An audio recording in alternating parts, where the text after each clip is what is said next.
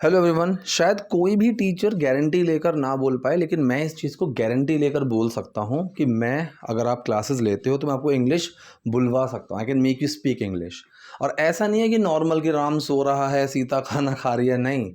आप मेरे शाम के बैचेस में आओ, 8 बजे, 9 बजे, 10 बजे, इन बैचेस में आओ, या फिर सुबह 9:30 बजे वाले, 10:30 बजे वाले बैच में आओ। उसमें आगे देखो कि वो किस लेवल की इंग्लिश बोल रहे हैं। ऐसा नहीं है कि सिर्फ राम खा रहा है, सीता पानी पीती है, ऐसा कुछ नहीं है। एक प्रॉपर कॉन्वर्सेशन। और शायद कुछ बैचेस में कुछ बच्चों की परफॉर्मेंस देखकर आपको ऐसा भी लग सकता है कि इंग्लिश क्यों सीख रहा है। और उनमें से मैक्सिमम लोग वही हैं जो स्टार्टिंग से, जिन्होंने एकदम मतलब हेल्पिंग वर्ब, सब्जेक्ट क्या होते हैं, वो भी चीज़ें सीखी थी। ठीक है, और आज वो बोल पा रहे हैं। सिर्फ दो तरह की कैटेगरी हैं जिनको मैं नहीं समझा सकता, एक स्किल इशू और एक विल इशू। स्किल इशू मतलब कुछ बच्चे होते हैं जिनको मतलब शायद ऑनलाइन इतना क्लियर नहीं मिल पाए, अगर सामने से बैठ के पढ़ाऊँ समझाऊँ तो ज़्यादा अच्छे से समझ पाएँ वो, तो वहाँ पर। या फिर जिनका विल इशू रहता है कि भाई इस क्लास में आएंगे टाइम पास के लिए, कोई प्रैक्टिस नहीं करनी, कुछ नहीं करना, तो वहाँ पर हम नहीं समझा सकते। मेरे साथ पॉसिबल नहीं है। ठीक है, अदरवाइज़ कोई भी बच्चा आए, वो चाहे बेसिक वाला हो, चाहे स्पोकन प्रैक्टिस करनी है, अपनी फ्लुएंसी को इम्प्रूव करना है, नई वोकेबलरी पार्ट ऐड करने अपनी कॉन्वर्सेशन में, so we can work upon all these things without any kind of problem. We have leisure time to do this.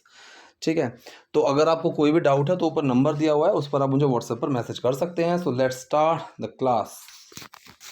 पहला सेंटेंस है, वो मुझे कभी उसकी फ़ोटो खींचने नहीं देती। ठीक है, कोई काम करने देना, अलाउ भी यूज़ कर सकते हो और लेट भी यूज़ कर सकते हो। अलाउ थोड़ा सा फॉर्मल चला जाएगा, कैजुअली हम लेट का यूज़ करते हैं। ठीक है, डजंट लगाना है डजंट लगाओ, she doesn't let me, she doesn't ever, या फिर एवर और नॉट को मिलाकर नेवर ही बना दो, और जब हम नेवर लिखेंगे तो डज छुपेगा। ठीक है, तो प्रेजेंट इंडेफिनिट सेंटेंस है, she never lets me click her photos. ठीक, प्रेजेंट इंडेफिनिट है। शायद इसी वजह से मुझे वो पसंद आ गई, शायद इसी वजह से, may be that's why I liked her. May be के साथ ना एक कहानी है।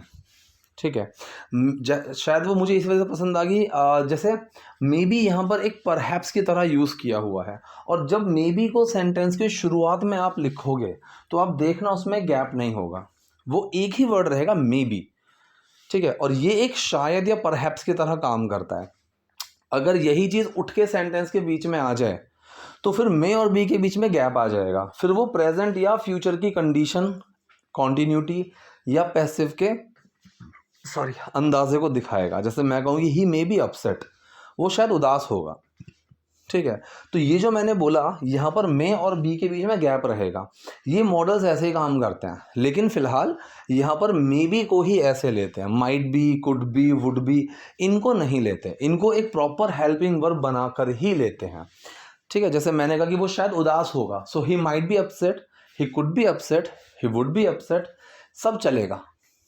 राइट, और अगर मैं नेगेटिव की बात करूं कि शायद वो आज खुश नहीं होगा इसलिए तुमसे बात नहीं कर रहा है, तो यहां पर हम कुड को नहीं लगाते हैं। He might not be happy, he may not be happy, he would not be happy, could को नहीं लगाते हैं। आई कुडंट डू समथिंग, इसके बहुत सारे तरीके हैं। ठीक है, so it couldn't have plus third form, couldn't have plus third form, ये एक अलग सेंस होता है। तो मॉडल्स को हमने बहुत डिटेल में समझा हुआ है क्लास के अंदर। ठीक है, और बाकी मैक्सिमम क्लासेस में मॉडल्स अभी आने वाले हैं। इफ़ यू रियली वांट कि आपको कन्फ्यूजन है मॉडल्स के ऊपर, तो आप वहाँ से उसको क्लियर कर सकते हैं। चलिए, इसने कहा कि शायद इसी वजह से मुझे वो पसंद आ गई, maybe that's why I liked her. हम दोनों ही बराबर टूटे हुए हैं। अब यहाँ पर इसने कंडीशन की बात करी है। ठीक है, we both are equally damaged. ठीक है, तो इसने कंडीशन लगा दिया, इसने पास्ट पार्टिसिपल में किया तो थर्ड फॉर्म लग गई, सीधी सी बात है। हम दोनों ही बराबर टूटे हुए हैं, इक्वली। जैसे मैंने कहा कि तुम दोनों ही एकदम बराबर के पग्नीशियस हो। पग्नीशियस मतलब एक जुबान जोर, झगड़ालू, इस तरीके से। So you both are equally pugnacious. ठीक है, ऐसे हम बोलेंगे। तो इसने कहा है कि हम दोनों ही बराबर के टूटे हुए हैं, डैमेज्ड हैं। So we both are equally damaged, we both are equally damaged, कि हम दोनों बिल्कुल बराबर डैमेज्ड हैं, टूटे हुए हैं। ठीक है, नेक्स्ट, तुम कभी उसे मेरे पास लेकर आओ, तुम कभी उसे मेरे पास लेकर आओ। ठीक है। इस कभी के लिए हम डू एवर भी लगा सकते हैं कि do ever take her to me, ऐसे भी बना सकते हैं इस सेंटेंस को, कोई प्रॉब्लम नहीं है। ये हमने एडवांस स्ट्रक्चर्स में समझा था कि डू एवर का यूज़ हम ऐसे करेंगे।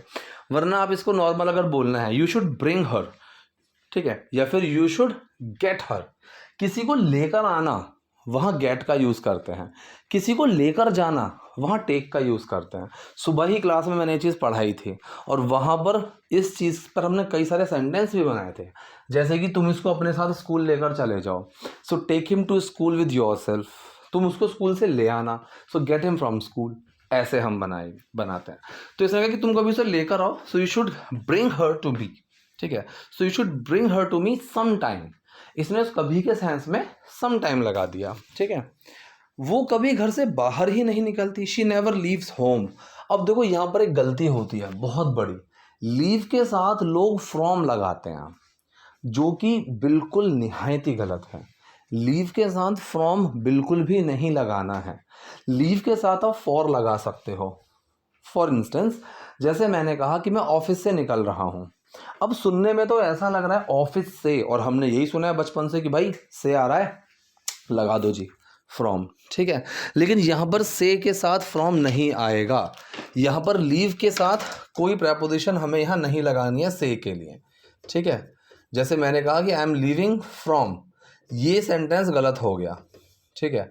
अगर मैं ये कहूँ कि मैं घर के लिए निकल रहा हूँ, I am leaving for home, ये सही है। और अगर मैं कहूँ मैं ऑफिस से निकल रहा हूँ, तो मैं सिंपल बोलूँगा I am leaving office, I am leaving from नहीं आएगा, ठीक है। तो फ्रॉम नहीं लगाना है। अब जैसे इसने बोला कि वो कभी घर से बाहर नहीं निकलती है, so she never leaves from home, नहीं, शी नेवर लीव्स होम, ठीक है। ऐसे हम बात करेंगे। अब जैसे मैंने ये कहा कि वो 8 बजे क्लिनिक के लिए घर से निकलेगा, so around 8 o'clock he will leave for clinic, ठीक है, या फिर he will leave home for clinic, ऐसे बनाना पड़ेगा, फ्रॉम नहीं लगा सकते, ठीक। वो काम भी घर से ही करती है, ठीक है, even she works from home, even she works from home, वो काम भी घर से ही करती है। अब देखो यहाँ पर भी एक छोटी सी चीज़ है, इवन शी, ठीक है, वो भी घर से काम करती है, वो घर से भी काम करती है, वो घर से काम भी करती है। नहीं समझ में आएगा कि इवन किस चीज़ को भी दिखा रहा है, समझने की ज़रूरत ही नहीं है। जितना इस चीज़ के अंदर घुसोगे नहीं समझ में आएगी, क्योंकि ये चीज़ जो है ये एक सिंपल सी बात है कि अंडरस्टैंडिंग वाली बात है। जैसे इवन को सेंटेंस के शुरू में लगा दिया, अगर मैं चाहूँ तो इवन को बीच में भी लगा सकता हूँ, ठीक है, I don't like even this, इस तरीके से मैं बोल सकता हूँ कि even she works from home, या फिर मैं कहूँ कि she works from sorry she हाँ, she is not even a nice guy, she is not even a nice person, कि वो एक अच्छे इंसान भी नहीं है, इस सेंस में मैं बोल सकता हूँ इस सेंटेंस को। लेकिन मैक्सिमम टाइम आप देखोगे इवन सेंटेंस के शुरू में लगा रहेगा, और वो चीज़ आपको समझनी पड़ेगी कि इसका क्या सेंस है। तो इसने जब ये बोला कि even she work from home, तो यहाँ पर ऐसा तो नहीं है वो घर से भी काम करती है। अब जब वो कह रहा है कि वो घर से बाहर ही नहीं निकलती, घर पे ही रहती है, तो इसका मीनिंग सेम ही है कि even she works from home, कि बल्कि वो घर से ही काम करती है, वो काम भी घर से ही करती है, इस तरीके से। अब यहाँ पर इसने कहा कि वो क्या करती है, वॉट डज शी डू, एकदम सिंपल फॉर्मेशन है। क्वेश्चन आ रहा है जिसका जवाब हम यस या नो में नहीं दे सकते, WH का यूज़ करना पड़ेगा।